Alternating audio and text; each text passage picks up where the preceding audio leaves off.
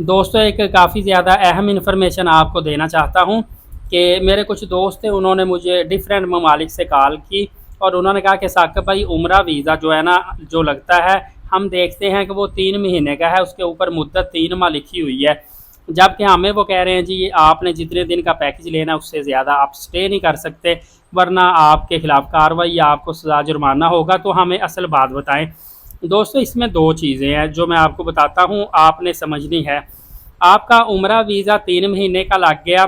उम्रा वीज़ा के ऊपर जो ड्यूरेशन लिखा हुआ है ना, स्टेइंग पीरियड जो होता है, वो भी 3 महीने लिखा हुआ है। लास्ट आपकी एग्ज़िट डेट लिखी होती है कि इस तारीख तक आपका वीज़ा है। उसके बाद आप सऊदी अरब में उस तारीख तक रहते हैं तो आप लीगल हैं।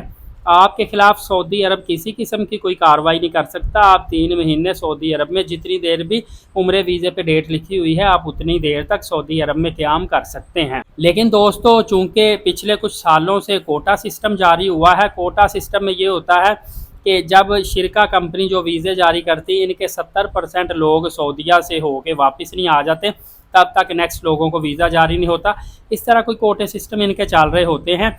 इस वजह से ये पाबंदी समझ लें कि कंपनी ने खुद लगाई हुई है कि जितनी देर का आपने पैकेज लिया है उतनी मुद्दत में आपने सऊदी अरब में उम्रा की अदायगी करके स्टे करके वापस आ जाना है, चाहे वीज़ा की आपकी मुद्दत ज़्यादा पड़ी है या नहीं है, ताकि हमारा जो कोटा सिस्टम है वो बहाल रहे और मज़ीद हम वीज़े जारी करते रहें। असल चीज़ ये है। और आपको सही बात बताऊं तो जो 3 महीने का उम्रा वीज़ा अभी लगने में रुकावटें पेश आ रही हैं या चंद एक कंपनियां दे रही हैं, उसकी भी बड़ी वजह यह है कि जब कंपनीज के पास कोटा कम होता है, वो 3 महीने का वीज़ा जारी कर दे तो एक बंदा 3 महीने सऊदीया में क़याम करेगा तो 3 महीने तक उसकी जगह पे कोई दूसरा बंदा नहीं जा सकेगा।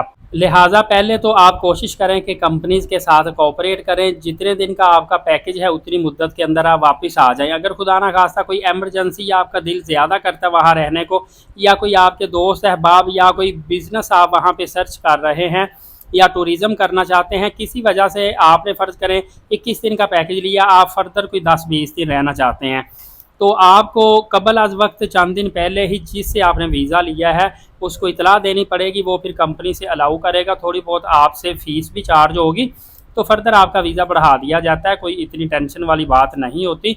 लेकिन उसमें चूँकि आपको फिर टिकट भी चेंज करवानी पड़ेगी, आप टिकट भी रिटर्न लेके आए होते हैं, तो टिकट के भी आपके चार्जेस अलग से होते हैं। इसलिए बेहतर मशवरा यही दूंगा कि आप पहले से डिसाइड कर लिया करें आपने कितने दिन रहना। आपका पहले अगर माइंड बन रहा है कि यार 21 दिन थोड़े, मैं 28 दिन या 31 दिन रहूं, तो आप 31 दिन का पैकेज बनवा सकते हैं, कोई इसमें बड़ी बात नहीं है। लेकिन बाद में जब आप तब्दीली करवाएंगे वो आपके लिए एक्स्ट्रा आपको चार्जेस पड़ेंगे, आपका नुकसान ज़्यादा होगा, कंपनीज भी थोड़ी सी मुश्किल में आ जाएंगी। तो बस ये छोटा सा मसला था और इसमें कोई इशू वाली बात नहीं है। मज़ीद अच्छी अच्छी अपडेट जानने के लिए एलीट साकिब यूट्यूब चैनल को सब्सक्राइब कर लीजिएगा। नमाज कायम करें, नबी पाक सल्लल्लाहु अलैहि वसल्लम पे रोज़ाना कसरत से दुरूद पाक भेजा करें और कुरान पाक की तिलावत किया करें। इजाज़त है, अगली वीडियो में मिलेंगे। अल्लाह हाफिज़।